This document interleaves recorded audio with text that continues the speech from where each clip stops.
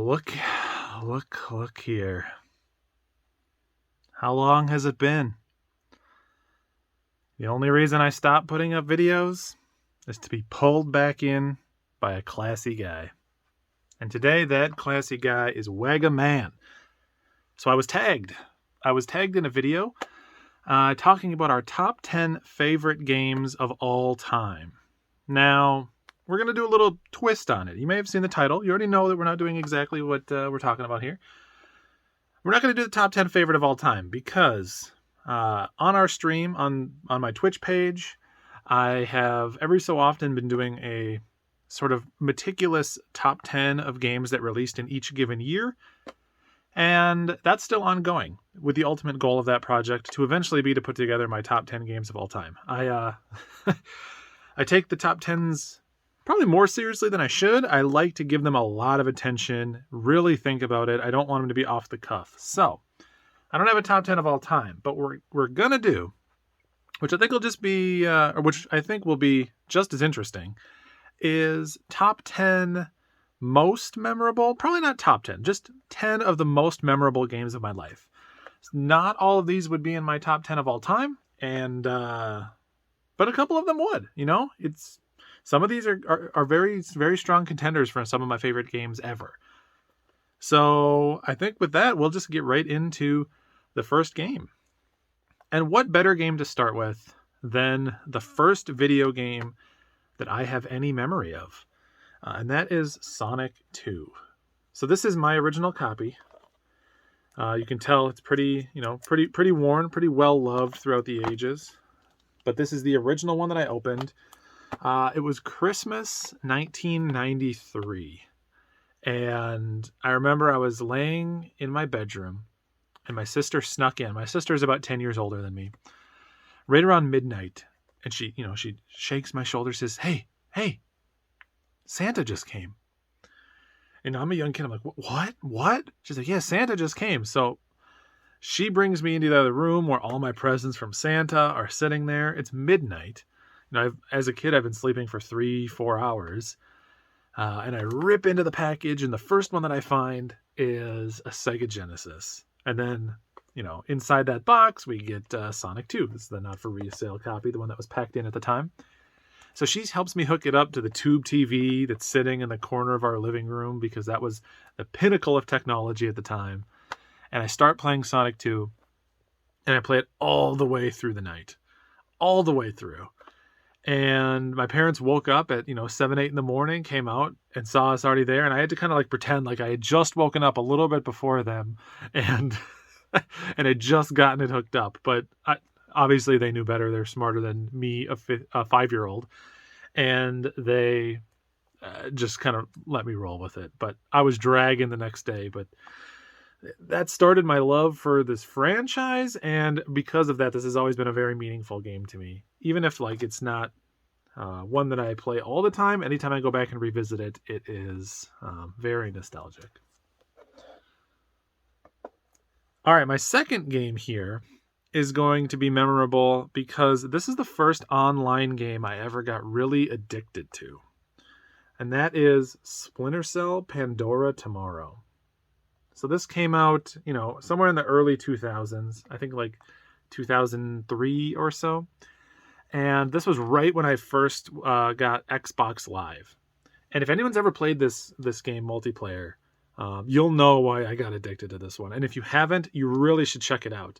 You can do things like play it via Xlink, Xlink Kai, or even just, I think, System Link if you can hook it up. This is a great, great multiplayer game because it has a asynchronous multiplayer. So 2 players play as the spies, and then 2 players play as the mercenaries. And the spy's objective is, doing Splinter Cell-y type things. You're supposed to sneak into a particular area.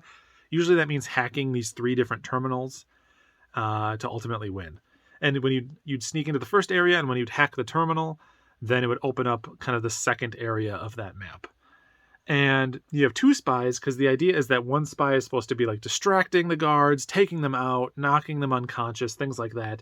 And then the other one's supposed to be completing the objective. And then as the mercenaries, you have guns and you have grenades and all sorts of different tools to try to take the spies down. The spies play in third person and the mercenaries play in first person. And so you could develop really good strategies around, like, I'm really good as a mercenary on this map, or I'm really good as a spy on this map. And I had a friend who lived on the street with me, and we used to play this game all the time. We played so much that we ended up getting, like, on the leaderboards, we were ranked somewhere in the top, like, 50. And granted, a lot of that was just the amount of hours that we put in that we were able to build our score up that much. But for some of these maps, we were, I felt like we were basically unbeatable. Just incredibly addicting. I put hundreds of hours into it. Easily one of my favorite Xbox games. And yeah, I'll never forget it for being kind of the first one that got me hooked on online multiplayer.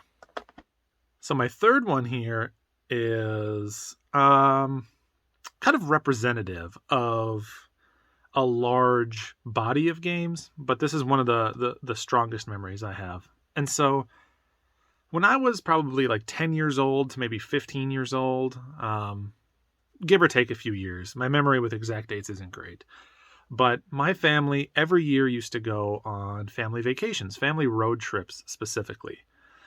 My dad drove for a living, and so he was very comfortable with very long drives. And even as a young kid, I was very good at those drives too, because my parents would buy me a game or several games right before our road trip. So we would go and we would head to Target or Best Buy or wherever. And at the time, it was Game Boy Color was kind of the modern system. Kind of right, Game Boy Color into Game Boy Advance was that era. And I'd get to pick out a game or two, and then I wasn't allowed to open them until we were on the road. So these had to be games that I specifically played on the road trip so that I had entertainment. And one of those that I picked up on a whim because I liked the original PlayStation version was Metal Gear Solid. A lot of people refer to this as Metal Gear Solid Ghost Babel. And this is an incredible Game Boy Color game. Very well made, very interesting. You know, plays very similar to like the NES Metal Gear games, but has a lot of the energy and sort of like theming and gameplay mechanics of the PlayStation 1 version. So if you like, you know, that kind of like team of super enemies that you fight, this is perfect for you. But I remember, you know, playing this in the backseat of my parents' car on my Game Boy Color with my worm light, or if I didn't have the worm light at the time, as it started to get dark out, I'd be playing it, pointing it out the window on the highway as the street lights went by, just playing a little bit with every street light that we went past, just getting 1 or 2 more seconds of Game Boy in there. But yeah, I have so many memories of playing so many classic Game Boy Color games in the backseat of those road trips. And never once did I ever mind the long drive because I always had something to do, you know. It was always a great time. All right, number 4. So number 4 is In the Groove, but it's not this version. I played this version. I played a lot of this version, but the version that is memorable and meaningful to me is the arcade version. So much so, in fact, that I actually own an arcade cabinet. So this is the version I'm talking about. So yeah, the reason this is meaningful to me is because, one, early in my relationship with my partner, she and I, well, not super early, several years in, but early relatively to our current relationship, we would go to the arcade and we would play this game all the time. We were really into it. Dance Dance Revolution was actually one of the first games that we both really played a lot together, and it sort of evolved into In the Groove, which, for anyone who's not familiar, In the Groove is sort of like a slightly more modern version of Dance Dance Revolution, and typically considered a little more competitive, a little more difficult. But it was meaningful because we would go to the arcade and play it together all the time, and we started to like make some genuine friends. In fact, some of the friends that I am closest to today, I met entirely because of In the Groove. People that I met in the arcade and then got to know on like local Facebook groups for players of the game, and then eventually meeting them in person, and then before you know it, you have a lifelong friendship. So In the Groove has been important for me just in helping me, you know, develop some of those relationships that you just won't never forget. Number 5, very similar reasons actually. There's so many games I could have picked for this, and I think this is a series that I could do many episodes on. I love talking about the memories that I associate with games. In fact, that's a lot of why games are important to me, is because I do associate so many memories with them. But I picked this one in particular. This is one of the earliest games that my partner and I ever played together when we started dating back in 2009. That was Blaze Blue Calamity Trigger. We loved this game. This was my first fighting game that I ever got like real into was Guilty Gear X2, which I could do a whole other episode on Guilty Gear X2. But instead, we'll talk Blaze Blue because this is the first one that she and I played together, and we got super into both the story and the characters, playing it all the time. And it was one of the first fighting games where there was like a long, almost visual novel-ish style story, and where the like backstory of the characters was something you cared about, or something that was more than just like a couple of paragraphs in the manual. In fact, we loved it so much, I pulled this out. Before the game had a game facts page or any like method of like figuring out how to get 100% story completion, we went through and we built our own personal walkthrough that shows all the different characters, all the different paths you can take, decisions you make, or how the story changes if you win or lose a particular fight. And we mapped out all the conditions to do everything with every character, because we were so into it that we wanted to have this reference so that when we played it again, we would have it available. And so I've kept this for, since then, for over a decade now. We have our own personal game facts guide for that game. And yeah, even though it was not so much focused around the competitive fighting, I'll never forget us sitting down and slowly but surely, meticulously, I guess is the word, developing our own guide for that game. All right, next up here is a 2-for-1. So we'll call this numbers 6 and 7. And that is The Messenger and Travis Strikes Again. Relatively modern games, right? And in an odd pairing. So the reason that these are meaningful to me is, as far as I can tell, this was the first Just Beat It tweet that I ever made. In fact, here is a screenshot of that tweet. So, Just Beat It tweets are from the podcast that I'm currently a co-host on, Polykill. And at the time, I was just a fan of the podcast. It was run by Trav, my current co-host, and an excellent co-host named Jake, who's no longer on the show. And they would ask everyone, and now we ask everyone, to, when you beat a game, put it on Twitter, put a hashtag Just Beat It, tag the Polykill account, and then those tweets would get read out on the show. The podcast is all about beating video games and talking about what we're playing.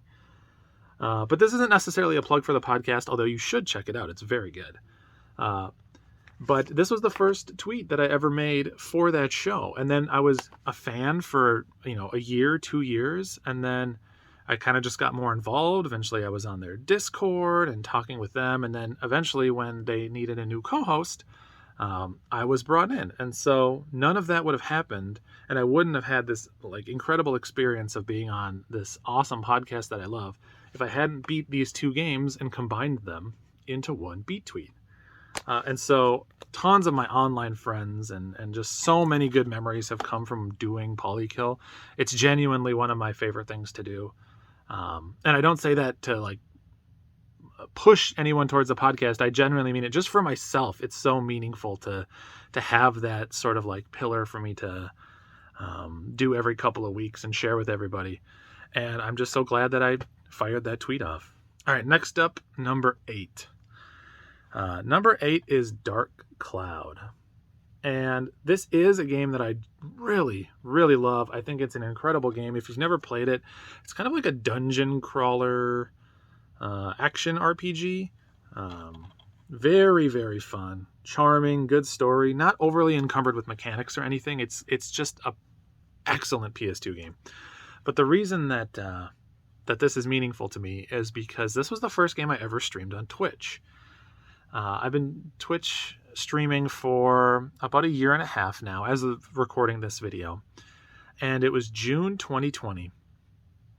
Right around my birthday, actually, and I was just sitting around the house and I was feeling stressed. Like I wasn't in a good mood. There was a lot going on in the world, like locally and globally, that was just weighing on me, and so I wanted to do something relaxing, and I thought, I need to go play one of my favorite old games. I just need some comfort food, right? Something that will feel familiar, that'll feel warm, that'll just make me happy. And so I was like, oh, I'm going to replay Dark Cloud. At the time, it was the PS4 or the PS2 Classic on PS4. And so I was about to pop in Dark Cloud, and then I was like, you know what?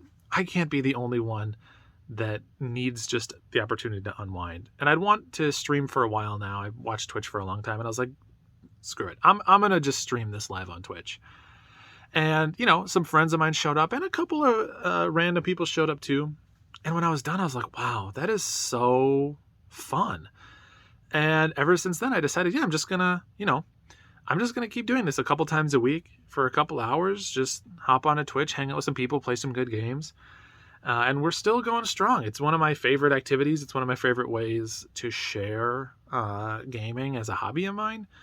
And it's just like unbelievable to me that there's this mechanism where I can meet so many other people that share my interests, share my tastes, and then I can just talk to games or talk about games too. So, one of my faves for sure, and meaningful even back when I played it originally, but I'm not even focusing on that, just on the Twitch side. This one is meaningful for a couple of reasons, and I'll give you both.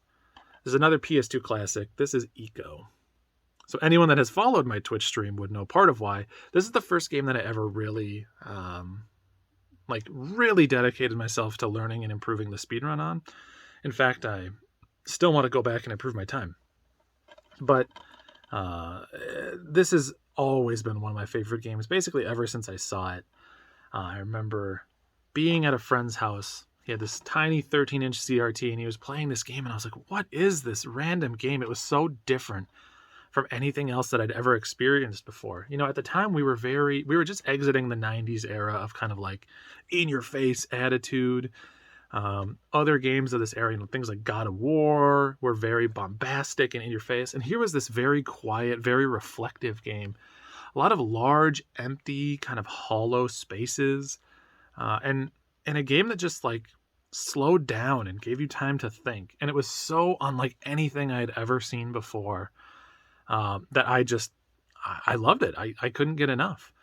And so this quickly became one of my favorites, and I've always looked back on it very fondly. And then years later, after I've beaten it many times, to learn the speedrun and to then engage with this game on a whole other level and develop a different sort of relationship with it has only enhanced my appreciation for it and has only increased my love of the game.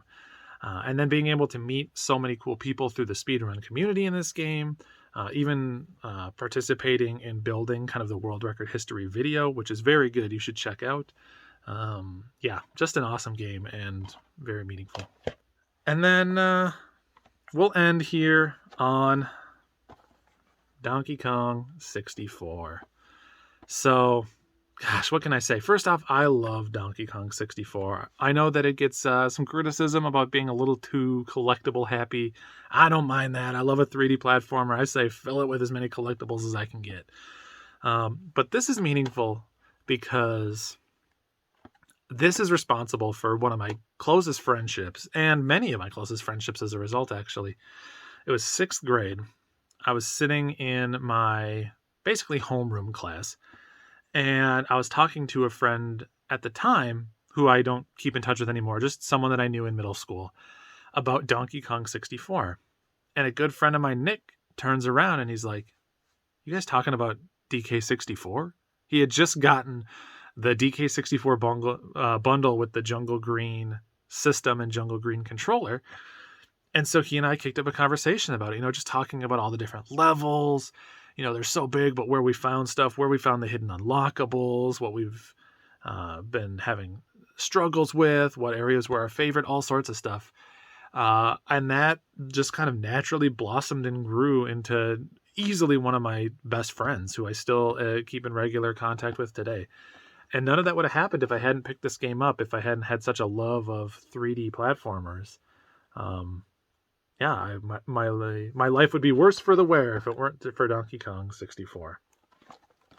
So yeah, that is That's 10 games that are meaningful and memorable to me. I mean, there's so many more that have a connection to me in some way. And I didn't even have time to go into the depth of many of these stories. So if you want to hear more about this, then let me know. I'm happy to make, more involved videos or another similar video. And again, thank you to Wagaman for tagging me and asking me to do it. Editor's note here as I'm putting this episode together. Realize I need to tag a couple of people.